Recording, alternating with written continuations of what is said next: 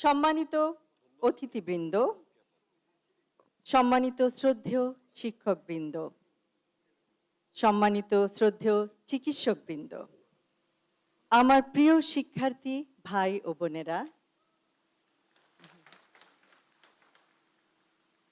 স্মৃতিবিজড়িত Dhaka medical college ও হাসপাতালের nurse, কর্মকর্তা, কর্মচারীবৃন্দ, সম্মানিত সুধী, আসসালামু আলাইকুম। আজ প্রথমেই শ্রদ্ধা ভরে স্মরণ করছি স্বাধীনতার ঘোষক শহীদ রাষ্ট্রপতি জিয়াউর রহমান ও গণতন্ত্রের মা আপসহীন দেশনেত্রী বেগম খালেদা জিয়াকে। রূপায়ণ lake castle, welcome to the land of piece. বহুদিন ধরে একটি আর্তনাদ আমার কানে ধ্বনিত হয়। সেই আর্তনাদ একজন রোগীর পরিবারের সদস্যের।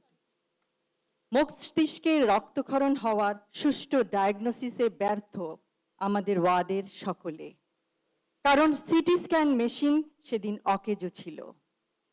শত প্রচেষ্টার পরও সেই ব্যক্তিকে বাঁচানো যায়নি।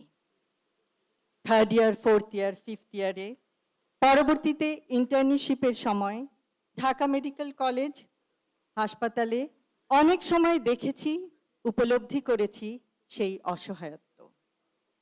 পেডিয়াট্রিক ওয়ার্ডে রোটেশনের সময় দুই চোখ অন্ধ ছোট্ট শিশু, টেট্রালজি অফ ফ্যালটের রোগী, সে কেমন করে যেন বুঝতে পারত আমি তার সামনে দাঁড়িয়ে আছি।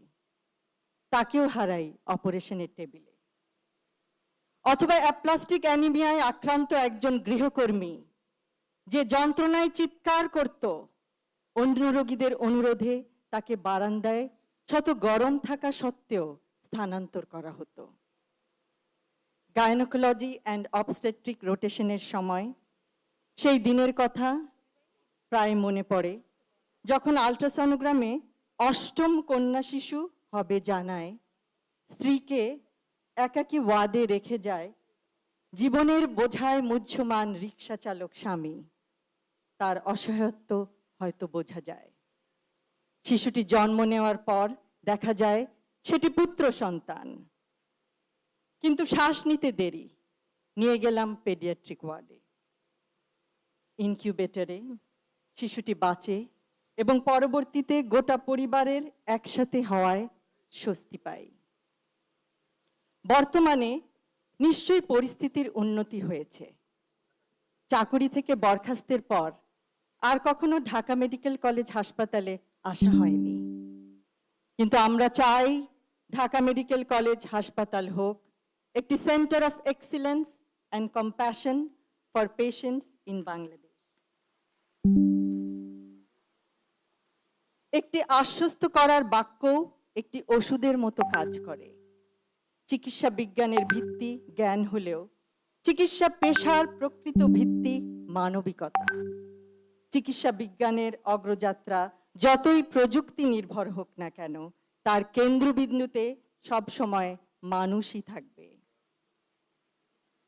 আগামী 20 বা 25 বছর পরে আমরা ঢাকা মেডিকেল কলেজকে দক্ষিণ এশিয়ার অন্যতম শ্রেষ্ঠ চিকিৎসা শিক্ষা, গবেষণা ও উদ্ভাবনের কেন্দ্র হিসেবে দেখতে চাই।